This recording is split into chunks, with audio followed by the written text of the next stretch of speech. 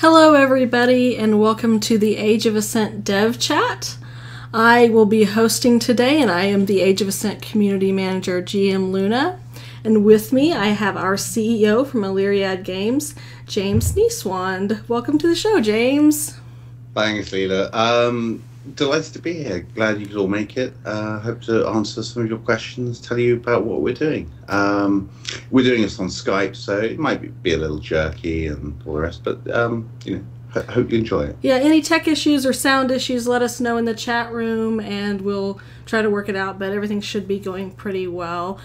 We're going to take some questions today. We have some questions already from the Illyriad community, and we'll be taking some from the chat room later, so keep those in mind, and I'll ask for them whenever we're to that point. But to start out, I thought we'd introduce ourselves. I'll let James introduce who Illyriad Games is and who he is and what we're doing with Age of Ascent. Cool. I'm James Niesewand. I'm the CEO of Illyriad Games, and I'm, I guess, the lead game designer of Age of Ascent. CEO sounds important. We're a tiny indie game dev company, 5 of us, of whom only 2, including me, are full-time. So we're very small.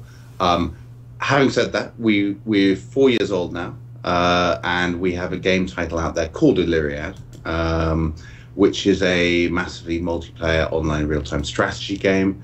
It's popular and it's very deep, very involved, quite epic. And we've got a second title coming out called Age of Ascent. Age of Ascent is going to be a massively multiplayer, real-time strategy and RPG space combat game. We are doing it in WebGL. It is a game that runs in your browser. It's going to be quite epic. We're doing things on a scale that I don't think people have really seen before. But we developed a whole new MMO architecture to make sure that we can handle the number of concurrent players that we want to play in the game. We want everyone to please watch this and turn up next Friday. Next Friday is our public alpha of just the dogfighting component. It's PvP, dogfighting in space, real-time direct piloting. And we're hoping to break the current official Guinness World Record for the number of players in a concurrent single PvP battle. The record's currently held by EVE Online, another space game which I love, but it's not because it's held by EVE Online, and it's not because we're both space games. It's they're the current record holders, and we're hoping to break that record. So I guess I'll get the marketing plug out the way first. Right. Straight up front. Turn up on Friday the 14th, to www.ageofascent.com. You don't need to download anything or install anything. There are no plugins. There's no software to download. You don't even need to register. There's no account set up. Just pitch up at the website on March 14th on Friday. 7 o'clock in the evening GMT, which I think is 2 p.m. Eastern US and 11 a.m. Pacific time. Yep, that's right. Turn up. Yeah, thank you. Trying to do all the time zone conversions in my head. So just pitch up with a web browser. You don't need a huge internet connection. Just between 300 and 500k is fine.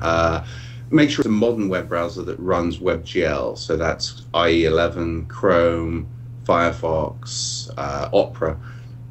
Bring it up to date. It's not Safari, sorry. Safari by default turns off WebGL. We're not quite sure why. I'm sure Apple have a reason for it. So not Safari, we haven't tested on Safari. And it's a public alpha, basically. It's come in with your browser, you don't need to register anything, and epic space combat. That's really the message. we hope everyone will enjoy it. We're going to launch a Kickstarter on the same day to fund the completion of the project, because this is just the PvP dogfighting component.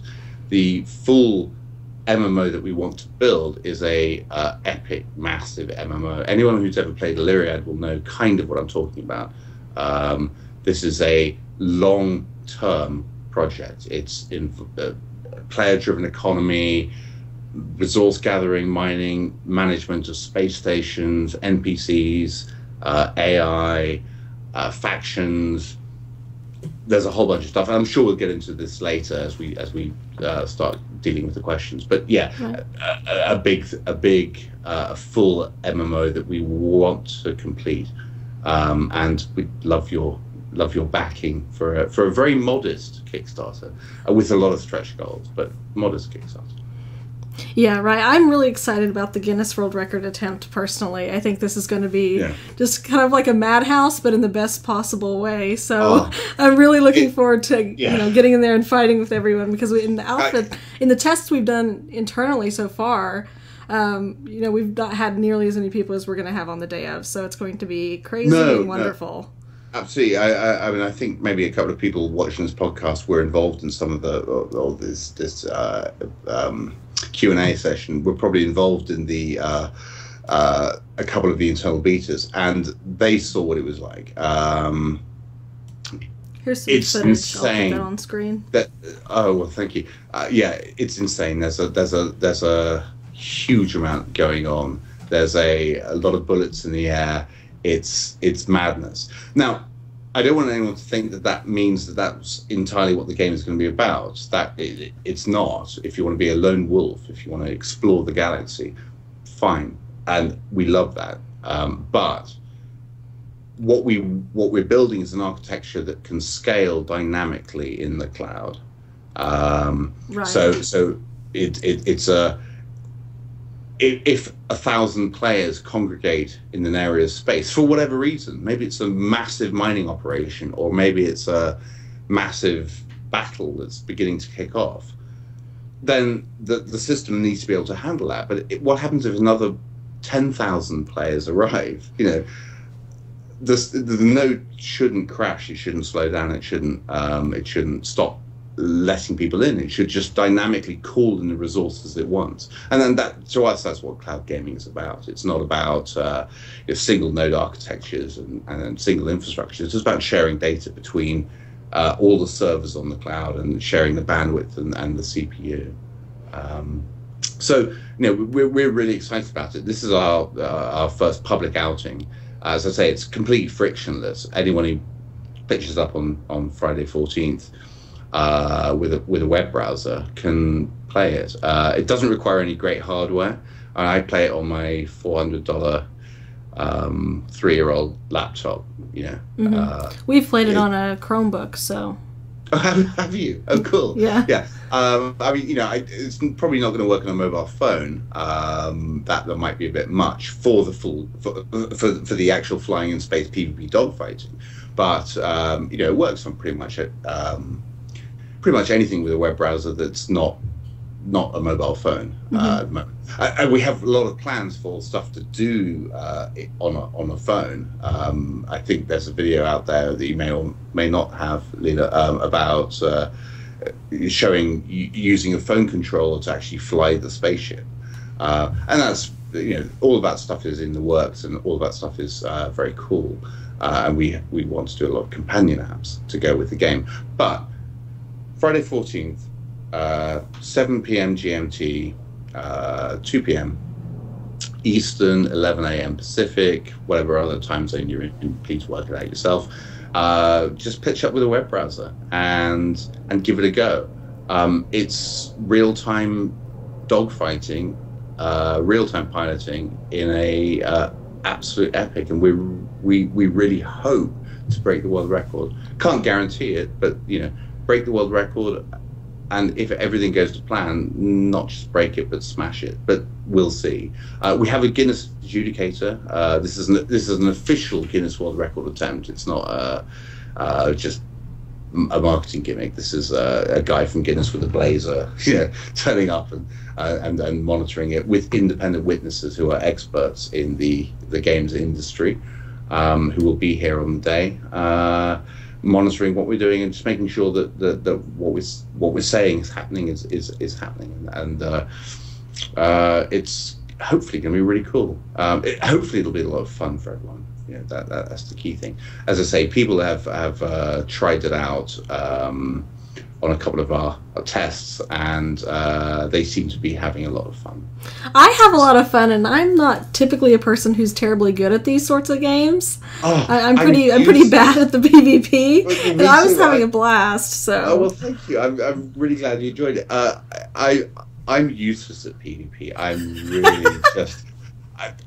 On last Thursday's test, I was on the red team, who got wiped out. It was insane. Was the red team who wiped out? I think so. It was. The blue team just... by the way, for the world record, just to explain, everyone...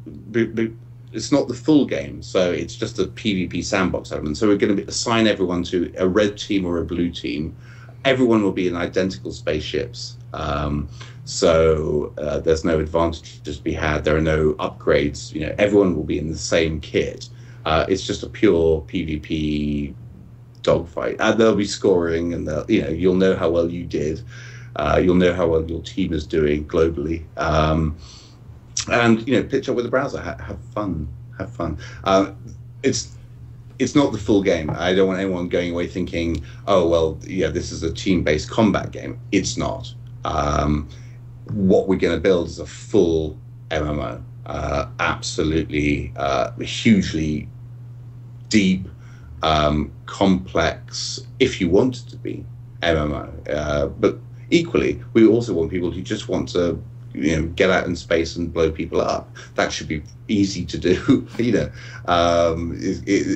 We build sandbox MMOs, so the games should be as easy or as complex or as deep as the player wants them to be. We don't want to force anyone down any particular route. It's giving them options is the key. And if players choose to have a 20,000 or whatever it is battle in a single aerospace, we don't want the server to be going, can't do that, sorry. Right. That's why I like the way that we're doing it. I think it's important that we do it this way because, this is kind of the backbone of the game, and we really want to make sure that that works and is fun and is there for everyone to see before really delving in, like you said, to Kickstarter and talking about all the future, to know that we have a really solid foundation on which to build all these grand things for the full MMO version of the game, Yeah, absolutely right. I mean, you couldn't be more right on that. Imagine if we'd done a Kickstarter 6 months ago saying what we want to do here is we want to build a real-time PvP dogfighting module that can support a vast number of players and give us your money. Everyone would have laughed. And you know what? I would have sympathy with them. Right. So what we're doing instead is we're actually saying, here's a proof of concept. Come in, play it, have fun, and if you like what you're seeing and you want us to build it into a bigger thing, back us on Kickstarter. Right. And that's it's so frictionless. It runs in your browser. You don't need to install software. You don't need to register. It's just turn up on the day and you'll be fighting in space. And so that's really cool. So how about we jump into some questions? I have some, like I mentioned, from our current game, Illyriad, from the community in that game. They're very curious about what we're doing with our second game, of course, as they should be. So here are some questions from that community. First up, we have from Praetor Nistiner. We have some... Praetor Nistiner. No, absolutely. I get the reference. Yeah. Oh, I don't. I'm sorry. I'm clueless. He asks, will you be able to see your ship? There's a few questions rolled into one, so I'll just go through them all. Will you be able to see your ship? Will there be different types of ships that you can unlock? Will there be squads and regiments? And how many maps? So kind of asking about your ship and how you'll be playing in, I guess, groups with others. And maps... I don't know. Gosh. Well, let me take the maps part of that question first, right? Because that's probably the most. I think that might be one of the more interesting areas. This isn't an arena combat game, so it's not like there's a map and there's things to hide behind. We have been building a universe that is the real universe. We're setting, this is humanity's Age of Ascent. You know, humankind has ascended to the heavens and discovered faster than light travel. The setting is the next couple of 100 years, basically. Maybe not even that. And it's a kind of a gold rush. There's a sort of a Wild West feel to this, to the setting that we're building for the MMO, and it's set in the real world galaxy. It's real world star maps. We are through some very peculiar and surreal connections, which I won't talk about because they're on the website. But we've been tied into the European Space Agency and Rutherford Appleton Laboratories and the UK Space Agency and NASA to help us get the model of a universe right, using real world star data and using real world data from Kepler and Gaia and all of the stuff that's coming on stream at the moment. So you are in the live universe with a few, things that we have to do for gameplay purposes. You can't make an MMO with relativity, or maybe you can, but we're not going to have relativistic effects. It can't be if you send a message to someone in the star system, it doesn't arrive for 3 years. That's not going to work for an MMO. So right. So we have to, fast and light travel, fast and light comms, these things have to, these breaks with reality have to be there. Equally pure Newtonian physics. If you could take a couple of 100 tons of battleship a couple of 100 tons of a very small ship and accelerate it to a high enough velocity and smash it into the planet Earth, I think we all know what would happen to the planet. That's not a very good thing for a setting. So we have to take out. There's some suspension of disbelief that's required, but the rest of it, we are honestly trying to get the science right, and we're talking to all the experts about it. So will there be multiple maps? Well, yes, the map will be the current Hipparcos Tycho 2, to be very specific about it, and using some of the data coming through from the newly launched Gaia satellite to position all of the stars in the right places. And to give them their right elemental abundances and their right formations, and take the data from Kepler to model the exoplanetary systems. We're very focused on science. Another example, industry and construction in Age of Ascent, mining resources. You will be mining minerals that exist, and you will be turning them into elements. The construction table, the method of construction, the path to building stuff will be based on the periodic table. It's, you take these things and you make this. It will be a shortened version. It's not like you take hydrogen and oxygen and make water, and then you take water and you make, all the rest of it. We will shorten those things, but the basic construction materials will be the periodic table, and it will go through a number of steps to come out with the laser beam or a new form of sensor. Mm-hmm. But yeah, so we're using as much real realism science. Is important as much as you can within the bounds of fun gameplay. I think that's kind of the philosophy that we're going 100%, for. Yeah, absolutely. Yep. On the sort of, I think it's the Mohs scale of sci-fi hardness, I would probably put us at a 2.5, maybe a 3.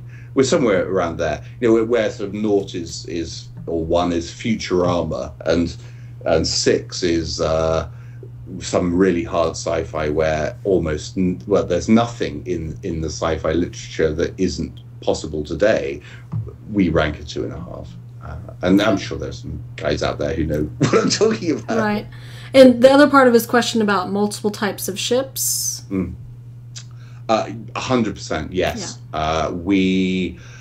We're everything from the tiny tiny small ships, scouts and interdictors and local planetary defense ships, all the way through frigates and cruisers and destroyers, and all the way up to capital ships, battleships, carriers, the ships of the line, the whole route. And there's going to be a bunch of transportation ships, logistics style ships, as well as private pleasure ships. You want to take a yacht and go on a nice cruise. Fab. So yes, lots of different types of ships and a very modular construction system. So we're planning on dividing all of the modules that you can fit in your ship into probably 5 categories. There's offensive modules, the stuff that projects stuff out; defensive modules that protects your ship, shields and the like; utility modules like sensor arrays and scanners, and there's a wide variety there. And then engineering modules, which is kind of engines and afterburners and warp drives and the like. And then a 5th area, which is kind of software scripts. So if you want to record a defensive maneuver and press a button and have it replay, so your ship does the recording. That sort of stuff. So entirely modular, lots of different types of ships, lots of different modules that you can fit to those ships to customize them, both in terms of their function, but also cosmetically. There will be decals, there will be skins that you can put on ships to make them your own. Cool. And we had a really great question from the chat room from Glitch100. They asked, are you testing this new architecture in WebGL for the purpose of seeing performance and then moving the full game into something else? Or do you plan on creating the entire game in WebGL? No, the entire game will be in WebGL, but we might move it over, versions of it over to something like OpenGL so that we can maybe give Oculus Rift support. The stuff that at the moment doesn't necessarily interface directly with WebGL, although there are some APIs. So, but it's stuff that we'll have to look at. No, the plan is, the reason for developing this in WebGL is, and I think anyone who's seeing the videos or watching it and is thinking that this is running in your browser natively, hopefully they're going, wow, that's actually looks pretty good. I don't think anyone's really done WebGL properly. Sorry, that's quite arrogant of me. Lots of people are doing great things in WebGL, and we have awesome support from the WebGL community. I should quickly maybe say to people who don't know, WebGL is an open language that runs natively in most browsers. It's not really been used, we don't think, to its full effect yet. Although that's not quite true, but in the gaming industry, I think it's certainly MMO gaming, I think we'll be the first sort of WebGL game out there. The advantage of WebGL is it's incredibly lightweight. I mean, the full client, the video that you're seeing at the moment on your screen, all of the backgrounds, the backdrops, the textures, the ship models, the explosions, everything. It's like 8 megabytes or something. I mean, that's the download. So it can come over the internet in 4, 5, 6 seconds, depending on your bandwidth, and then you're in the game. And that's what's really cool about WebGL. We are a very HTML5 focused company. Illy is an HTML5 game. Age of Ascent will be an HTML5 game. We think HTML5 is very important. We're members of the W3C HTML5 gaming committee. We have contributed conformance tests to the Chronos group for WebGL. We are heavily involved in 3JS community, and and they're an awesome community. And people like Mr. Doob and Alta Qualia and Florian. These are awesome people who have provided great libraries. We're using a very heavily modded version of 3JS library that we will fork back into the open source community for the rendering. So ours, hopefully, is the first of many games that can render this natively in the browser. Cool. Moving on to our next question from the community. From the Duke asks, Illy is a game of patience. It takes time to do about anything in here. In relation to that, what's the AOA game going to be like as far as overall time it takes to build your fleet or empire? That's actually a great question. Anyone who, as the Duke says, anyone who's played Illyriad knows that it's not a game designed for people who want instant gratification, and that's by design.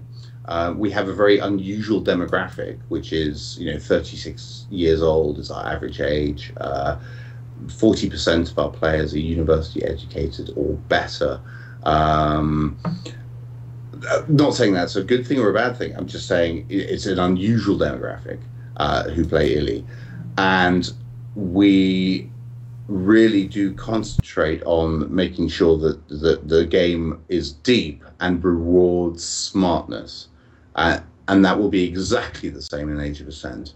Doesn't necessarily mean all of the gameplay will be exactly the same, but the overall arc of the game is a bit of both. If you want to set up an interceptor ship and fly, PvP arena style combat missions in a space station hub that has a combat arena with limited boundaries, and you can set up matches, cool, brilliant. You can get straight in there and you can enjoy it and you can have fun. But if you want to, as in Illy, build an empire, that's going to take time, and it has to take time. I mean, one of the things that we do not do, and I think all the Illy players will agree, we are a free-to-play game, and so we rely on microtransactions. But as we've said in the past, and actually as the press has said, I mean, there's a great article out there on massv.com about the payment models of RuneScape and Illyriad and comparing them, that says essentially Illy is cheap and it doesn't significantly affect gameplay, and that's by design. We cannot allow pay to win. If you're running a free to play game that lasts for 6 months or 2 weeks or whatever, sure, it's all about extracting money from people as quickly as possible, because that's the game you design, and that's what your objective is. But for us, we're building a perpetual MMO like we've done with Illy that's now 4 years old.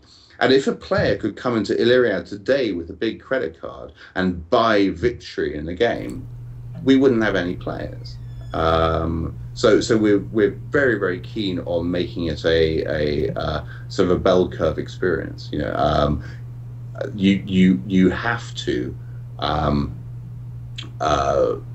have to participate to get anywhere in the game.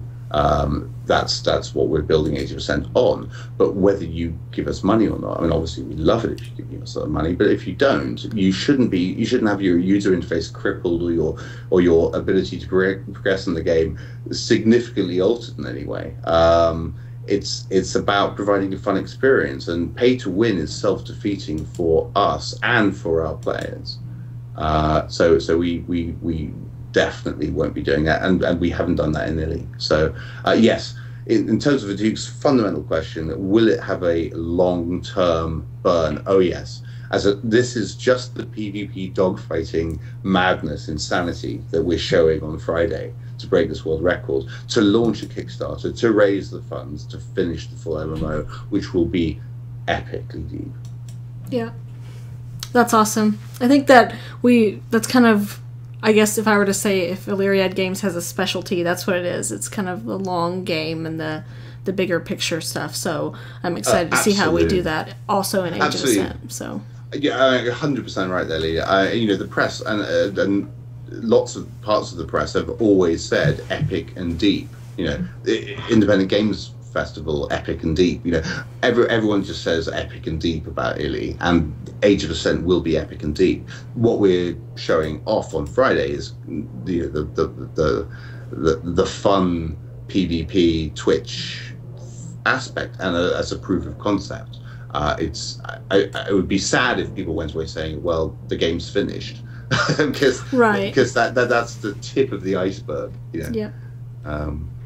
So moving on to our next question from the Illy community, From Rill. She asks, one of the things I like best about Illyriad is resource management. That is the process of generating and allocating resources to effectively build my cities and armies. I'm not so much into the combat aspects of the game. Will there be anything of interest for me in Age of Ascent? Yeah, absolutely. 100%. If you don't want to get involved in combat in Illy, you don't have to, and you can still really enjoy the game. And we want that to be the same. You know, building a sandbox game is all about providing people options. It's not about saying this is the game. There are lots of games that do that, and they're great, and they don't pretend to be anything else. And if you play World of Tanks and you don't want to drive a tank in combat, you don't have a game. You know, it's not that games and games like ours don't have to do these things or do have to do them. It's about providing options. So yes, resource gathering, mining, trading, manufacturing, industry, mission running, a full-on PvE, factions and AI, geopolitical factions, ideological factions. There's a full universe out there to enjoy as a lone wolf or as a non-PvPer. That's the goal. The PvP aspect is simply that if people wish to PvP, we don't want to hold them back. And if they wish to PvP at scale, we don't want to say no. We want to be able to say, you know what, if everything kicks off in this system over here, and this alliance and that alliance come to grief, why should they be limited in what they can do? But it's not the focus of the game. And it's the same in Illy. I mean, actually, more people, whilst Illy is a full-on PvP combat game, most people spend most of their time resource gathering and creating and crafting and building, as opposed to destroying. But you have to cater for both, and there's no right answer. But yes, there will be a lot to do in Age of Ascent. Cool. For people who aren't PvPers. Another question from the chat room from Headclot asks, what are your short-term goals for Age of Ascent? Very simply, short-term goal is Friday. That's the shortest term goal I have at the moment. Well, actually, it's not quite true. We have another internal beta test on Wednesday. That's my short-term goal, is to get through that. Then there's the world record attempt on Friday, and the Kickstarter. And, you know, I guess we're doing quite an unusual thing here, is that we're doing a Kickstarter based on showing people something and saying that this is what we've done so far. Now we need to finish it, and that's a slightly different way of doing things.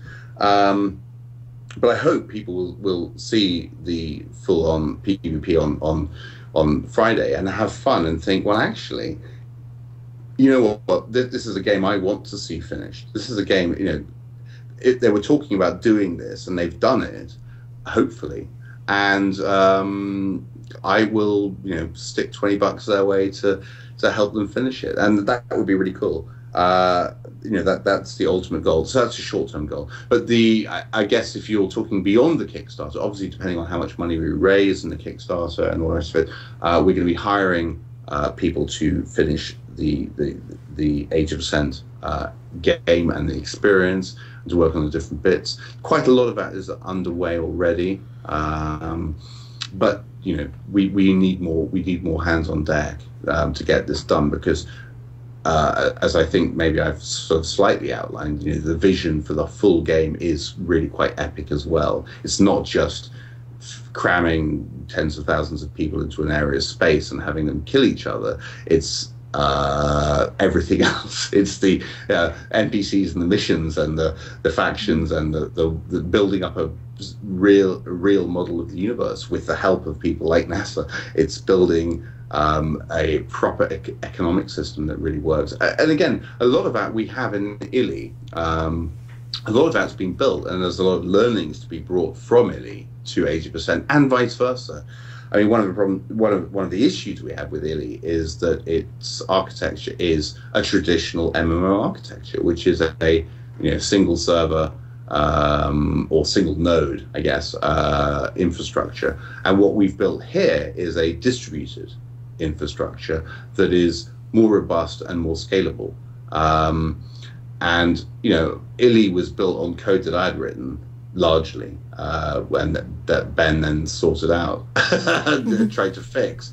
But there are millions of lines of code in Illy that tens of millions of lines of code in Illy that I would hate to ever see the light of day. I'd much rather have it rewritten with the stuff that we're doing with Age of Ascent in a much better way with professional coders, rather than me just hacking, badly written rubbish together.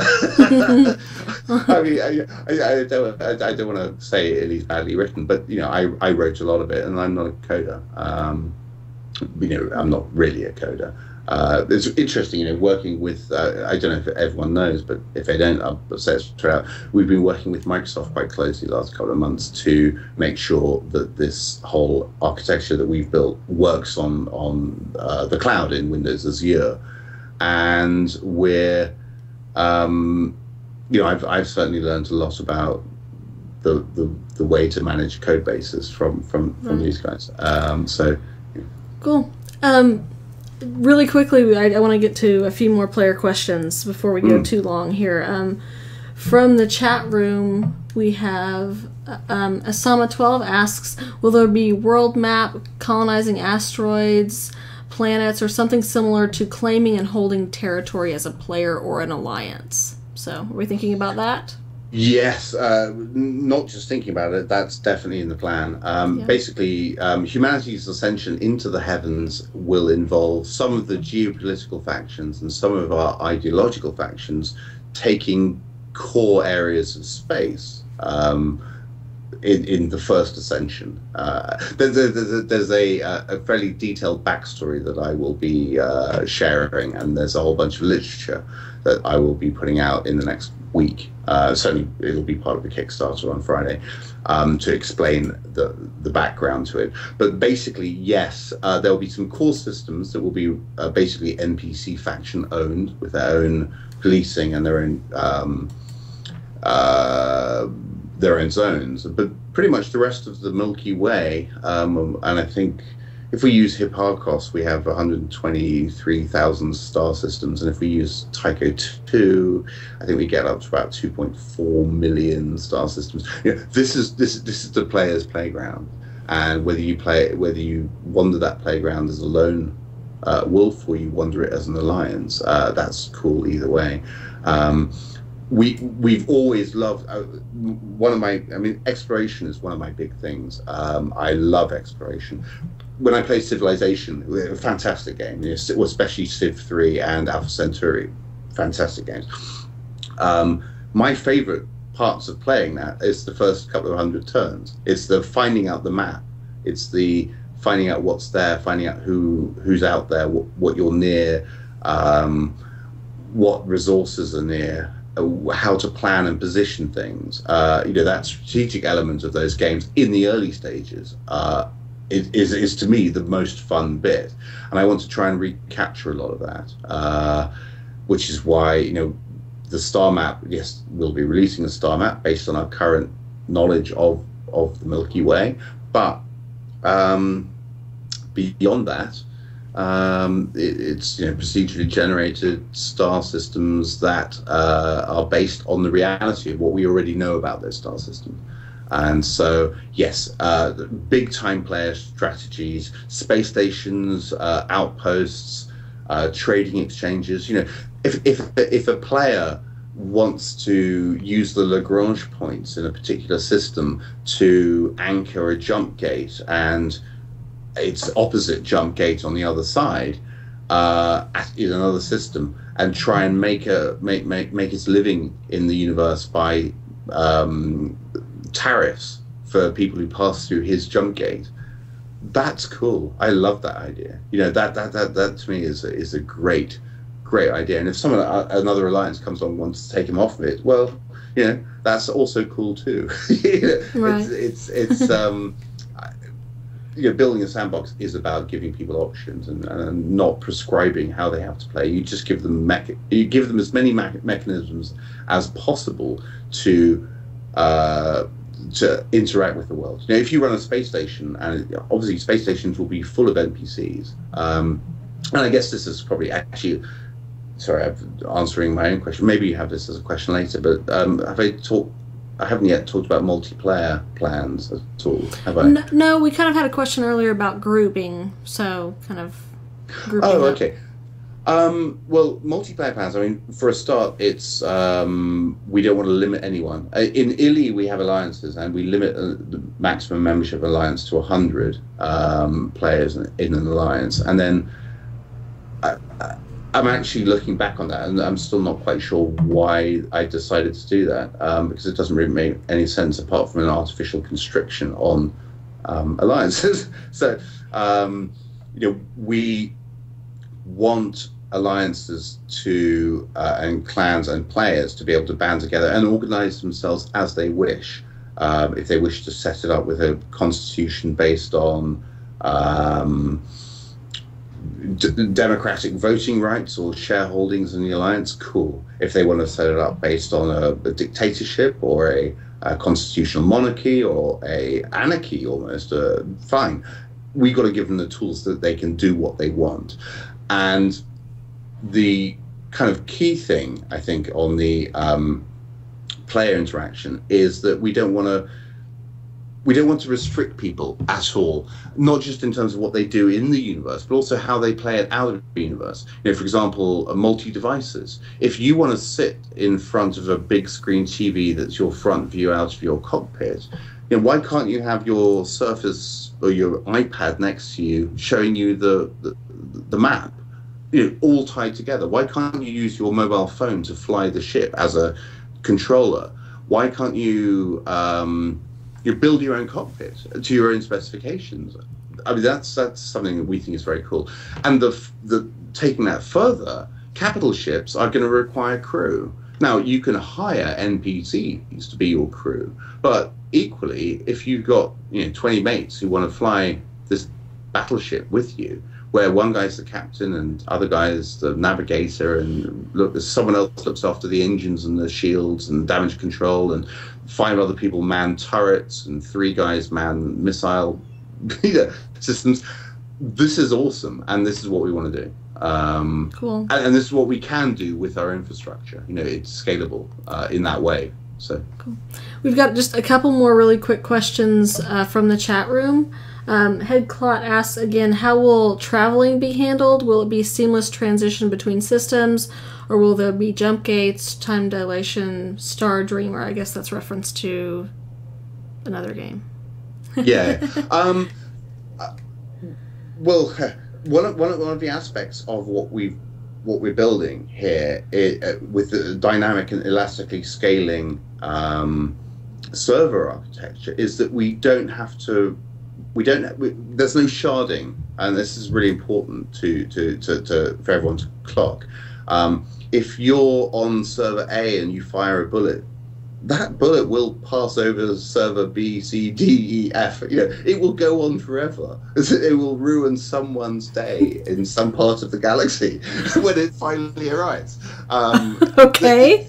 This is it's dynamically scalable. So the long and short is, yes, there will be jump gates, and there'll be trade lanes, and there'll be things that will accelerate you from point A to point B. However, if you want to take an exploration ship or a ship with the right drive fitted to it, an Alcubierre drive or a Bussard ramjet or something along those lines, and you want to go the long way round and attack a system from a completely unexpected vector, there's nothing stopping you. It's all the whole universe scales, and it scales dynamically, so that it's not like you have to go through a gate and then you get into the next system. You can do that. You can use the gate to accelerate you to the next system, but equally, if people want to interrupt your progress through that gate with like in Freelancer, when you were flying along in Freelancer through the trade lanes, and then you get trade lane disrupted, and there'll be some pirates there trying to ransack you. Yeah, absolutely, because there's no sharding. It's not a sharded system. We're not tied to a node-based architecture.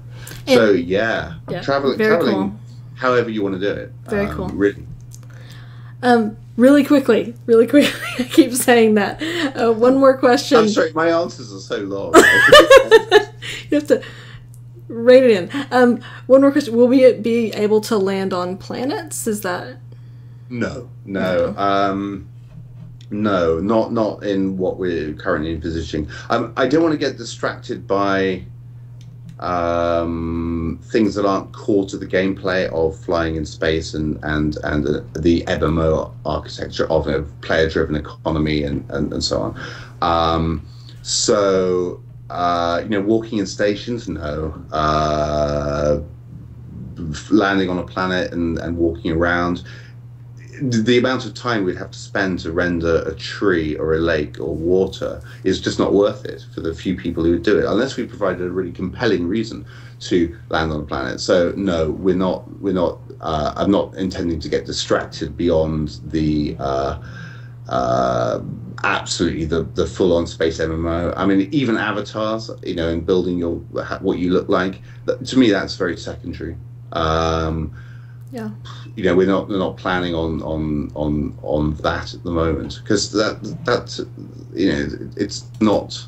I don't want to say it's not important, because it is important in some ways to lots of different people. But the key thing to get right is the flying in space and the space-based trading and space station management. I mean, when I say we don't have walking in space stations, we will have fully modular space stations that players can design, and if they will build up populations of NPCs who will be manning their production areas and their habitation zones and hydroponics labs, and you'll need some bars, unless of course you've tied in with an non-alcoholic faction. Redemption, for example, might frown on the ideas of bars, and they might issue your space station. But we will have a dynamically driven AI economy. I love the idea that the people who work in your space station, almost SimCity-like in a way, will be part of it if you want to do that. If you don't want to manage the space station, that's fine. You just get in your ship and you fly. But if you want to create a space station and make it into an awesome trading hub, you will be able to manage that space station. You'll be able to set tariffs. You'll be able to set your own modules. You'll be able to create a place where it's a kind of a free port anarchy, or you'll be able to create a place that's a kind of a nerve-stapled drones, if you want to, by what you put in that space station and the kind of people you hire to run it at an NPC level. And those NPCs in turn will with their own skills, and they will level up as working for you. You'll be able to hire them. If you want to run a recruitment agency for NPCs, cool, great, go for it. You hire the best talent from around the planet and tout it out to people who need experts in these areas. That's great. We just don't want to limit people. I mean, those kind of systems are probably, they're definitely stretch goals on our Kickstarter. The basic thing is getting the economics right, and getting the universe right, and getting the combat right, and getting the manufacturing right, and then we'll start on stretch goals, looking at space station creation, management, territory holding, jump gate management, all of these subsystems in PvE and mission running and faction involvement and NPC AI and all the rest. And those will be stretch goals, but it will be very clearly defined about what you get for what we get, if that makes sense. Right. Yeah. Couple more small questions. So Asama12 asks, will your assets in game be persistent while you're offline, and if so, is there a way to keep them safe while you are away? Yes, your assets in game will be persistent. It will be a real-time game like Illy is, and you will be able to keep them safe. Certainly a spaceship and stuff if you dock, but there will be shared assets too. If you run a corporation and you put lots of money in the corporation a hangar or lots of goods, someone might steal them whilst you were away. If someone in your corporation nicks them. But it will be a real-time game. Absolutely. We don't do any kind of turn-based stuff. It's real time, and there will be things that will happen in the universe that will affect you whilst you're not logged in. Right. I think equally, sorry. No, it's classic. Equally, we will be providing lots of systems that will allow players to get alerts and manage. One of the things we're going to do is we're going to build a lot of APIs into the game, a huge number of APIs, so that players can write their own stuff. I mean, one of the really cool things in Illy, this MMORTS, is players have built a Harmless Butler and Illy tools, and these are, because we're an HTML5 game, we're exposing the full client interface. It's not like we can hide it. We have to embrace it, the fact that we're exposing it. So if players want to write their own tools, their own bits that sit over the top and help them manage the systems and manage the games and send out alerts when things happen and stuff, cool, great, love it. Very cool. So I think that's it for us. So before we go, any final things you want to talk about or remind everyone of before we go? Let me just look down my quick list here. I've got ships, modules, full economy. See, look, I actually have a list. I haven't really looked at it. Is there anything on here that I haven't said? Ships, modules, full economy, player-driven, periodic table of elements, and getting the science right. PvE, factions, geopolitical, ideological missions, AI, NPCs, alliances, corporations, multiplayer, build your own cockpit, capital ships being multiplayer and multi-device, space station management, exploration is key, first 100 turns of Civ, most fun, player APIs and extensions. Well, actually, I guess the most important thing, and for the Illy crew who are watching this, they'll be maybe thinking, why do I care? I kind of hinted at it, but I'll say it straight out. Illy is limited. It's a first person. It's a single node, single shard, just like all the other MMOs are out there, up to Age of Ascent. I think we're the first fully cloud distributed infrastructure. Now that might not mean anything to you as a player, but what it does mean is that the code that we're developing is scalable. And it's modular, and it's a lot of the code. You might think, well, it's space-based, third-person PvP fighting game. It's a 2D long-term strategy game. What have they got in common? The answer is they've got a lot in common. MMOs have very similar systems. There are lots of modules in MMOs and components that are very game agnostic. A marketplace, as an example, or an auction house, or a chat system, or an email system for in-game messaging, or a payment taking system, or a forum, or a NPC artificial intelligence, or quests. Loading in a quest for Illy and loading in a mission for Age of Ascent. A lot of those systems are the same. So there are a lot of game agnostic systems that we're building in Age of Ascent that we will bring back into Illy to make it more robust and more scalable and better code that other people work on rather than the rubbish that I wrote. That's awesome. Okay, so before we go, just another reminder to join us on Friday, March 14th for the Guinness World Record attempt and the launch of our Kickstarter. Hurrah! Yeah, please do join us. There's nothing to lose. No download, no install, no plugins, no Flash, no Silverlight, none of this rubbish. Modern browser, not Safari, sorry. March 14th, pitch up at the website and, hopefully have an awesome time killing everyone from around the world. Or helping them in some way that I haven't yet specified. No, this is a demonstration of a very competitive PvP dogfighting module. I'm afraid to say I can't dress this up as in any way as being non-PvP. Right. Yep. So I'm really excited. It's 6 days. There's a countdown timer on the actual website, so you can count down to the second, which is what we're doing.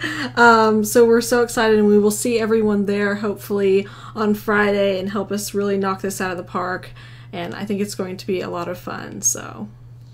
Well, yeah, I think anyone who's seen it, or certainly anyone who's played it, has had a blast, and that's all we want for this. This is lasting for a couple of hours, and then the full game will release into next year, early 2015.